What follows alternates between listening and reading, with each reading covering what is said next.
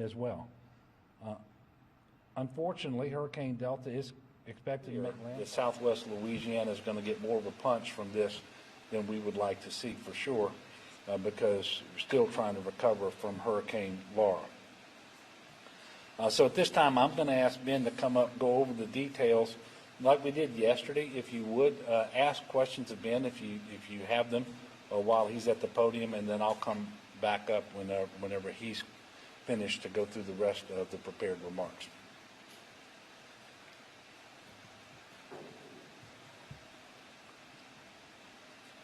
Again, I'd like to thank the governor for having us here to discuss Hurricane Delta.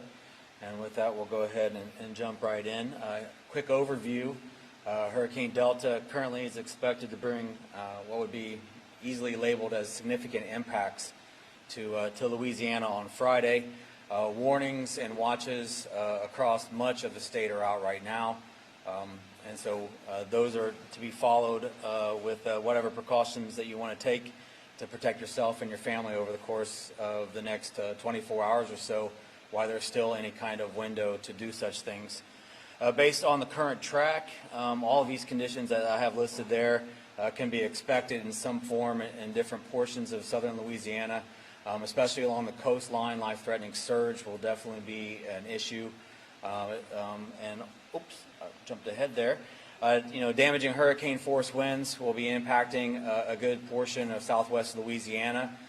We will have heavy rainfall and some bands that will set up, so there'll be some areas with isolated flash flooding and possible river flooding on the other side of that.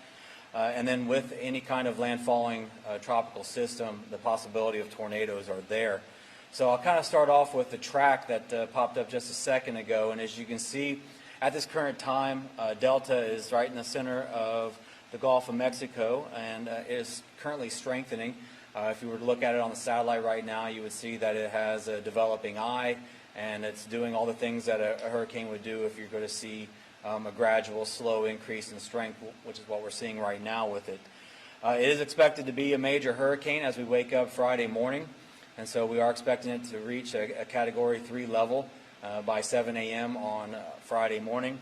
And the last thing that I want to hit is that last bullet that's there, and impacts can and will happen outside of the cone.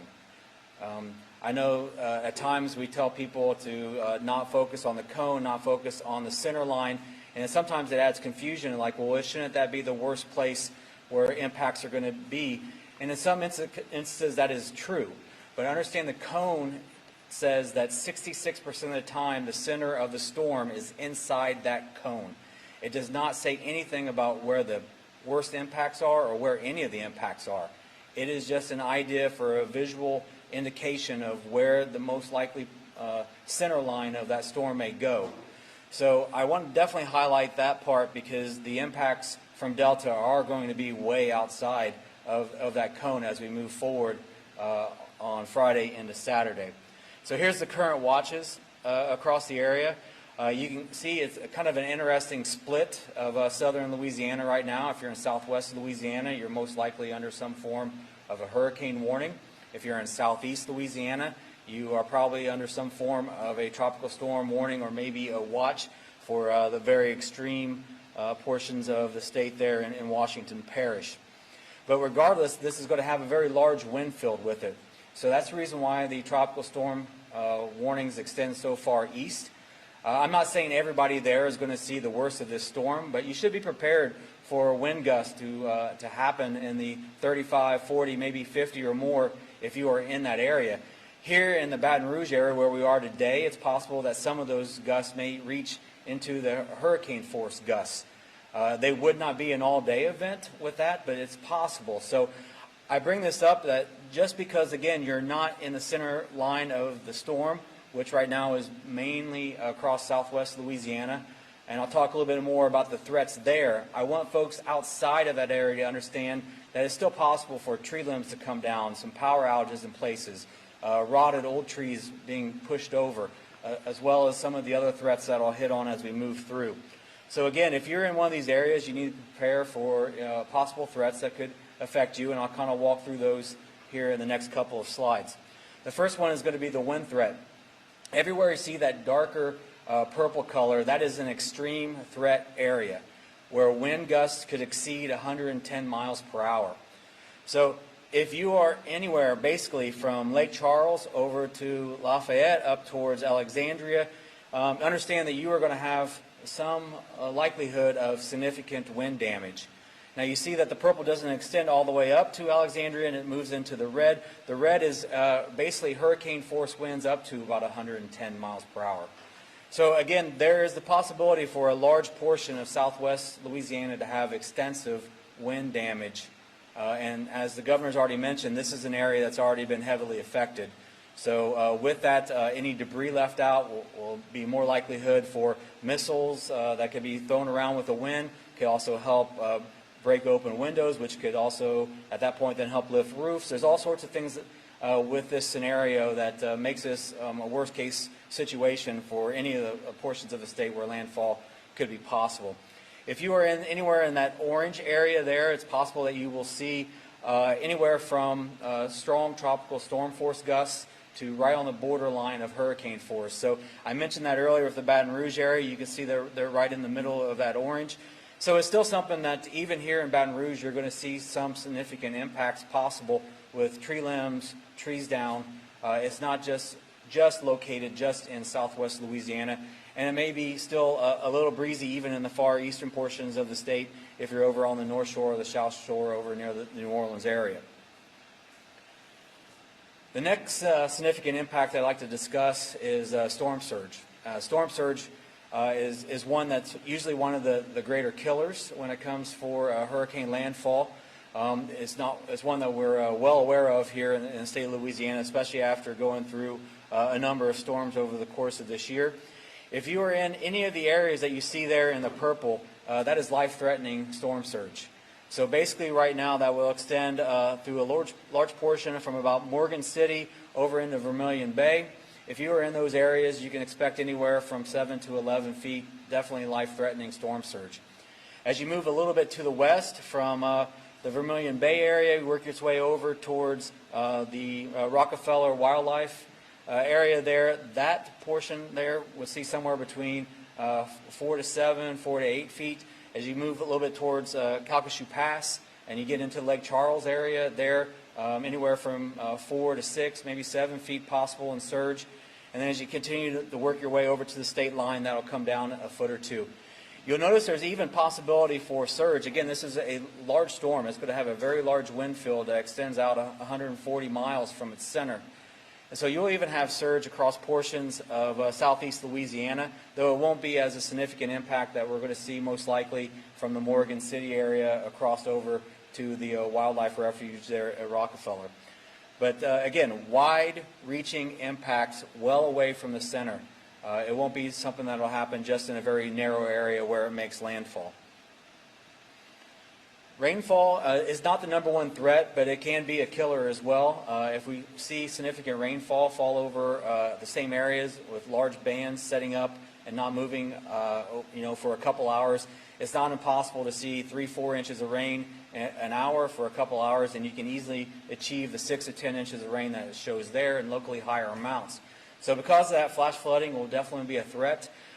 This storm is going to hit in the evening, moving into the overnight hours. It's going to be dark outside.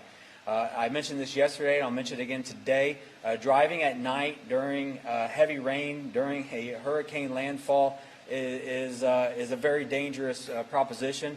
I highly recommend once the storm hits, you stay where you're at to try to move about. You don't know if that roadway is still there, if it's been possibly maybe washed out, depending on how much rain has fallen. You don't know how deep that water is, and you don't know if the water is moving at a significant pace that could actually pick up all vehicles. It doesn't really matter whether you're in a car or a large truck. All that stuff can be picked up and floated with just anywhere from 12 to 18 inches of water. It does not take a lot, even for the biggest of pickup trucks, for them to be floated and moved off the roadway. So again, this may not be the #1 threat, but if anyone's thinking about trying to move about during the late night hours, Friday and the Saturday during the heart of the storm, understand this will be something, if you're in that red area, that could be an unfortunate killer for anyone who tries to move about during the heart of the storm.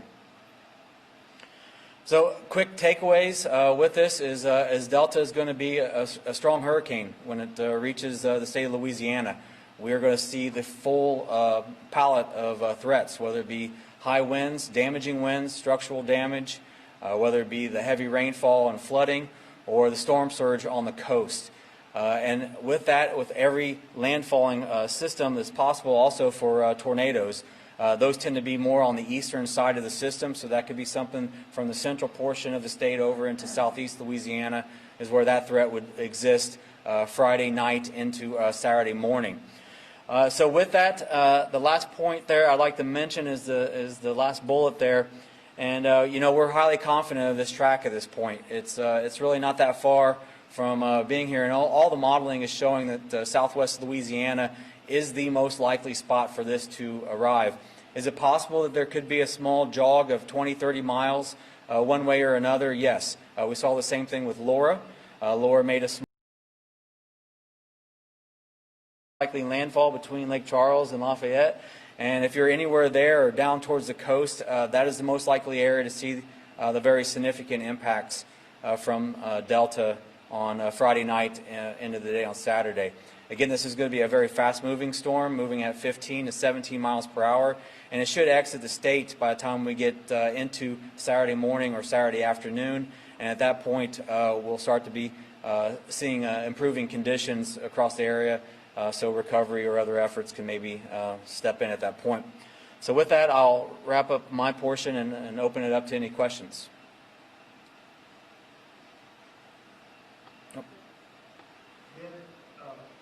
Laura pushed through with, as you know, hurricane force, in some cases winds all the way through North Louisiana. As this goes through Alexandria and the Monroe regions, what kind of wind levels can those regions see from this weakening storm? Yeah, that's the benefit. This storm will be weakening at landfall all the way through, and probably in a fairly quickly fashion. It's very likely that there will be a significant amount of wind shear as the storm approaches the coastline. And so, though we're still telling everybody, prepare for a strong Cat 2 at least as it makes landfall, understand that as it does come on shore, and in those first 12 hours as it moves across the state, it will be rapidly decreasing in strength. And so the likelihood of a similar destructive wind swath that we saw with Laura is just not likely with Delta. Now, will there still be maybe some hurricane force winds or gusts as far north as Alexandria? I can't say no to that. But the idea of it making it all the way across the state with such an amazing amount of destruction from the wind, that should not occur with this system because of that rapid weakening as it starts to come on shore.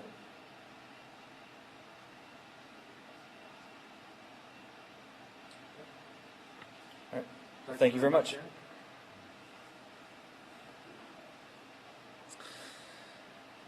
Thank you, Ben. Since yesterday, as you probably are aware, there have been numerous additional evacuations put in place.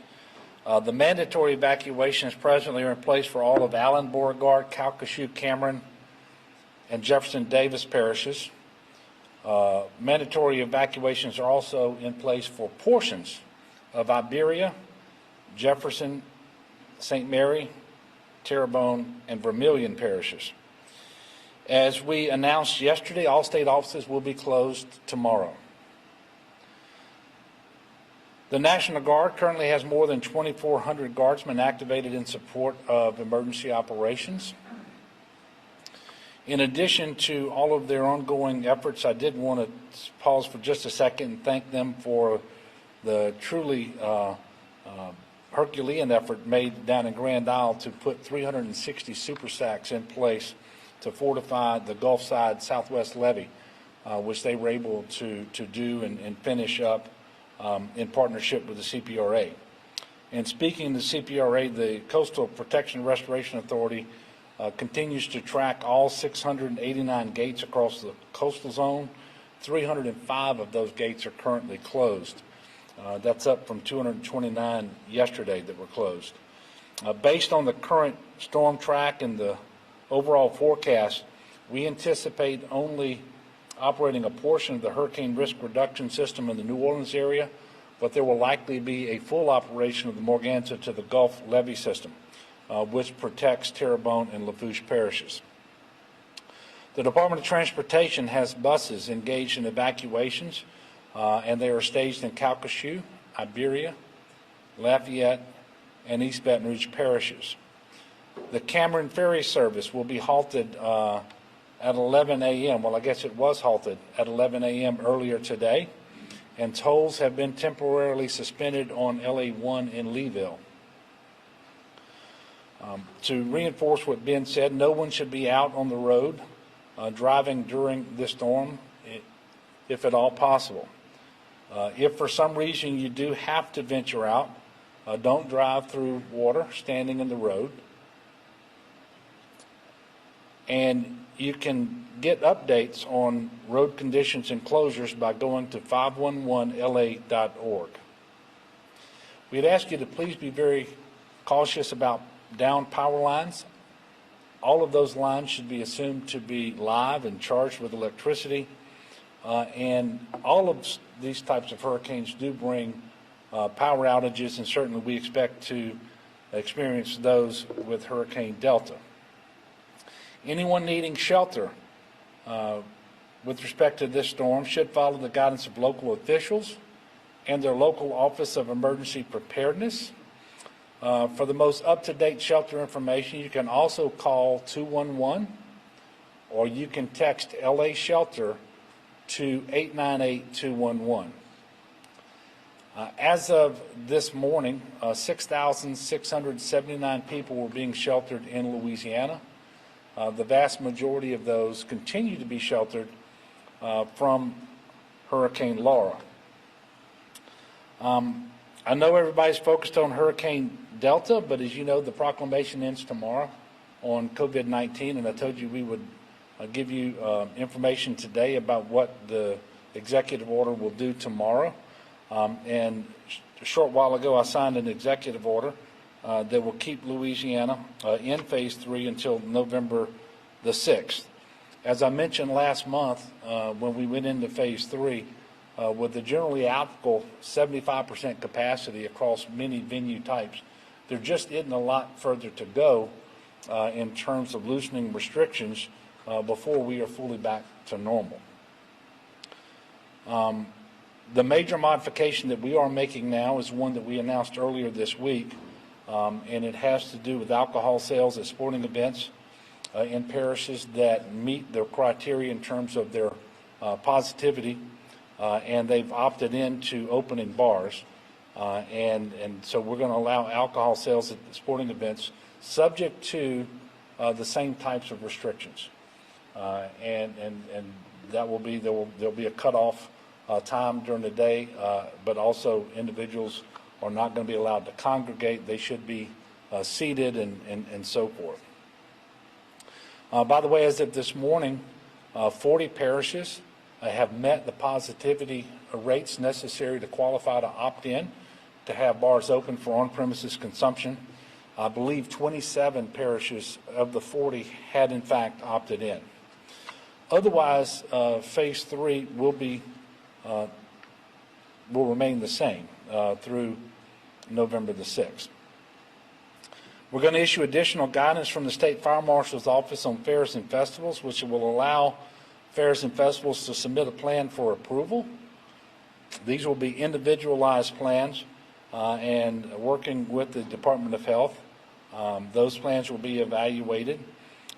No fair festival will be allowed to go forward until further notice, at least, with more than 500 people at any one time. And the reason is quite simple. Unlike a ticketed event where you have assigned seating and you can assure that for the vast majority of time that people are present, they are physically distancing, that's just not the way fairs and festivals work. And what we're trying to avoid is a mass spread event here in Louisiana. I will tell you that the data continues to be encouraging in terms of positivity, cases, hospitalizations, and so forth. But it is also true that over the last week to 10 days, we have inched up in positivity from around 4.4% to 4.7%. and hospitalizations have increased 3 of the last 4 days. And it's not a drastic increase. I think we have about 46 more people in the hospital today with COVID-19 than we did coming out of the weekend. But generally speaking, the state is improved over what was the case just several weeks ago.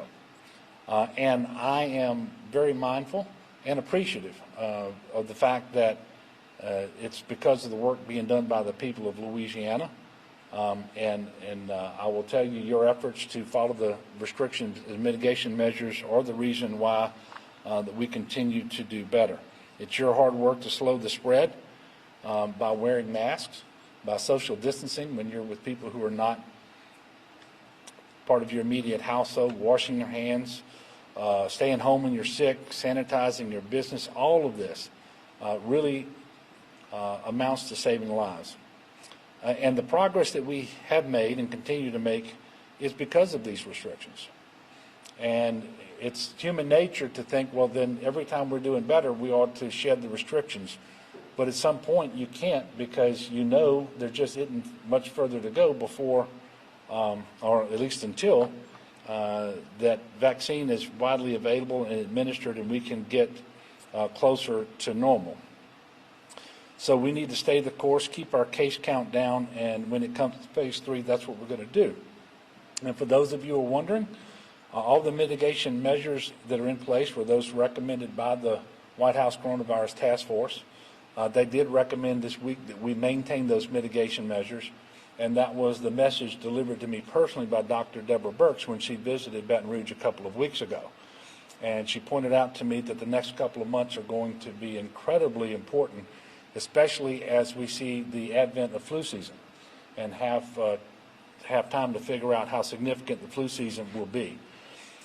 It's another opportunity for me to remind people to get their flu shot. It's more important this year than ever before, so even if you typically don't get them, go get your flu shot. I will also remind you that the mitigation measures that work to slow the spread of COVID also work to slow the spread of the flu. And that stands to reason because of the similarities of the way that those illnesses are spread. Today we are reporting 526 new cases on 12,300 new tests. Sadly, we are reporting 5 deaths. Now, I think that number 5 is the lowest number of deaths we've reported in quite some time. And 5 is 5 too many. But it's another indication that we have been doing better. And as you know, the deaths are a lagging indicator. The first indicator as to whether you're doing well has to do with positivity, and then you see the cases, then you see the hospitalizations, and then finally you see the deaths. And so, you know, while every death is painful because we know that's a brother or sister, a mother, father, that's somebody out there, not just a number. The fact that we can talk about 5 deaths and not 30 or 40 or 50 or 60 like we were doing at one point really is gratifying, and I hope we will continue to make progress, and very soon I will be able to stand up and say we had 0 deaths. I haven't had that ability in a very, very long time. Because of the storm, COVID community-based testing will pause tomorrow through Saturday in most parts of the state. However, in North Louisiana, this community-based testing will be available, particularly in Bossier, Shreveport, and Monroe. In addition to protecting yourself from COVID, please also remember to be very careful in the aftermath of the storm. With respect to Laura, there are 30 confirmed deaths that are attributable to the disaster. Only one occurred, only one, while the hurricane moved on shore. The rest had to do with things like carbon monoxide poisoning, electrocutions, people operating machinery like chainsaws, limbs and trees falling on people, and so forth. So be very, very careful in how you position yourself and ride out the storm, but also after that as you go out and try to recover from it, clean up, and so forth. And if you suffer a power outage and you're going to use a generator, please avoid carbon monoxide poisoning by putting your generator at least 20 feet from your home in a well-ventilated area and not close to a window or a vent, not in a crawl space, not in a garage, and so forth. I also want to take just a moment to speak directly to the people of Southwest Louisiana. You know, it was just a few days ago that we were talking about Delta being a Southeast Louisiana strike. And of course, we don't want a hurricane anywhere in Louisiana. But at least at that point, we didn't believe that Southwest Louisiana was going to get hit again. Every subsequent revision of the track has moved the storm further to the west, and now landfall is forecasted in almost exactly the same area as landfall occurred with Hurricane Laura. And we believe that there will be hurricane force winds and storm surge in Southwest Louisiana, in the area of our state that is least prepared to take it. I know that the people all over Louisiana, in particular Southwest Louisiana, are very strong. They're very resilient. They're very faithful, and they're going to be tested here. But I want you to know we're going to do everything we can, working with your local partners, working with our federal partners, to put you in the best possible position to ride this storm out, and then to engage in the response and recovery just as quickly as we possibly can.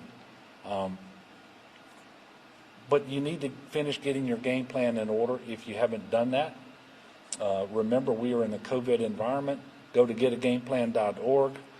Remember that while we have every intention of getting to you as quickly as possible, should you need rescuing or any other assistance, you should plan as if the first 72 hours is on you.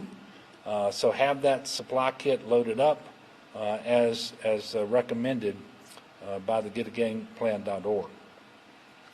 And through it all, please, as we prepare for the worst, let's pray for the best, and let's join all our prayers together for the safety and protection of everyone. And with that, I will pause and take your questions. Greg.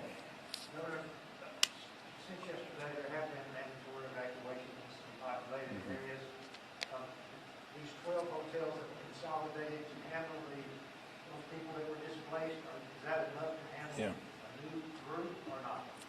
Well, you know, I hate to give you this answer. It depends on how many people actually evacuate and need assistance. Now, I want to be very clear. The people in the 12 hotels, almost all of them are Hurricane Laura evacuees. And where we have parishes that are ordering evacuations, they are by and large setting up their own congregant shelters, by the way, with additional spacing for COVID, with the PPE, with all the restrictions in place. But for those individuals who do come to, for example, the mega shelter in Alexandria, we will shelter them there until that shelter is full, and then we will move them to other shelters that we have across North Louisiana. And then in the immediate aftermath of the storm, if they cannot go home, we will be putting them up as quickly as possible in non-congregant sheltering, the hotels. And that's why we appreciate the assistance we've gotten from the federal government, because we know we can do non-congregant sheltering now as a part of our emergency protective measures, and that they're going to participate in that effort with us, and we'll continue to work with the Red Cross. But you never know how many people, especially when it's a voluntary evacuation, how many people are actually going to evacuate. And of those who evacuate, most are going to go to a family or to a friend's home. Others are going to go to a hotel on their own, and so forth. And then you will still have some who need some help. Those are the ones that we typically receive, some of whom drive up and some of whom need transportation. And all of this has to be coordinated. And by the way, I'm glad you asked the question, Greg, because it's a significant point I want to bring up. If you are going to evacuate and shelter with people who are not normally part of your immediate household, which is, I think, by definition what we're talking about, whether they are your relatives, whether they're your best friends, whatever, you need to socially distance in those homes. The vast majority of COVID is spread by people who are related to one another, or people who are close neighbors, or very close friends, and so forth. So be very careful in these homes in this situation, so that we can keep the case count down. Yes, ma'am, Melinda.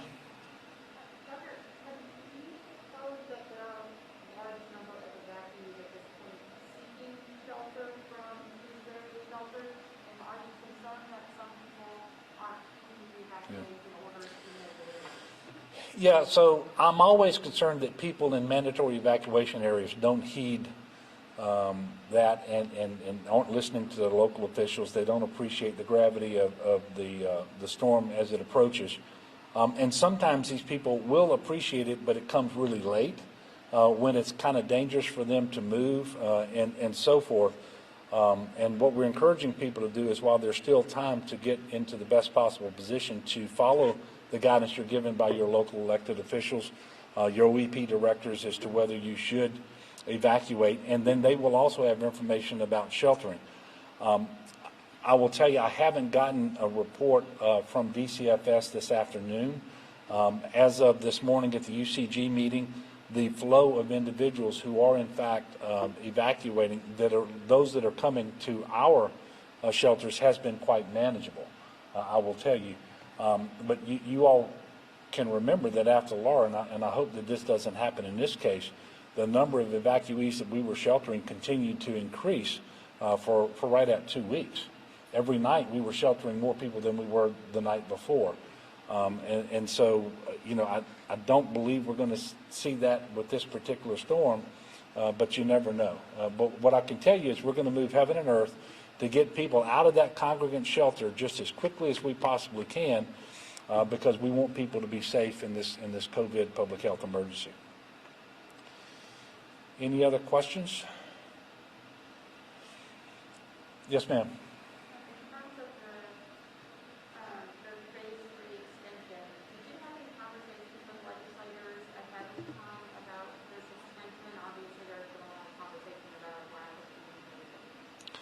Yeah, well, I did personally. I had an opportunity to speak to the speaker and to the president, showed them much of the same data that I was given by the Office of Public Health. So we did. And we also had the opportunity just 2 weeks ago with Dr. Deborah Burks being here to get the speaker and the president, but also I believe it was Senator Cleo Fields and Representative Ray Garofalo, to go to a meeting where she was at, where she recommended that we continue these mitigation measures and talked about how important the next couple of months will be. So I believe that we did check those boxes adequately. I'm sure there are some legislators who would tell you otherwise, because quite frankly, they don't want any restrictions or mitigation measures in place, and so there's no communication you can have with them that's going to be satisfying. But at the end of the day, we're doing what's right and what's warranted under the circumstances to protect the public health of the people of Louisiana. Okay, so tomorrow we're going to change it up a little bit. We'll have a UCG meeting at 10:30. We will come over at 1 o'clock for what will be, in all likelihood, the final pre-landfall press conference. We won't have Ben Schott, so you'll get the weather update from me, but I will study hard then based on what you tell us at 10:30. And so we look forward to seeing you tomorrow. I do want to welcome back to Baton Rouge Tony Robinson, Administrator of FEMA Region 6. He's been spending a lot of time here in Louisiana. We're glad to have you here. And for those of you who just don't know, it is very, very helpful to have people like Tony here embedded with you as you make decisions, because you can cut down on the amount of time necessary to make the right decision and do things in the correct way to ensure that there's no undue delays, that you do things right the first time, and that you're going to be reimbursed for those things on the back end. Not that everything's perfect, but we can always work better and smarter and faster when we have people like Tony embedded here. And so we thank him and all the folks at FEMA for the assistance that they've been providing. And I did neglect to tell you that I've had a couple of phone conversations with Administrator Peter Gaynor, the administrator of FEMA, and he has been very helpful as well. So we're going to see you at 1 o'clock tomorrow. I'm encouraging one final time everybody in the path of this storm to use the time that you have available to put yourself and your family in the best possible position to ride out this storm. Let's prepare for the worst, and let's continue to pray for the best And I have all the confidence in the world in the people of Louisiana, in their goodness, their decency, their generosity, their hardworking people, but also, and maybe primarily, in their faith. That if we'll pull together, as we've always done, we're going to get through this, and we will get people's lives right side up again just as soon as possible. So thank you all. I'll see you tomorrow. And thank you, ma'am.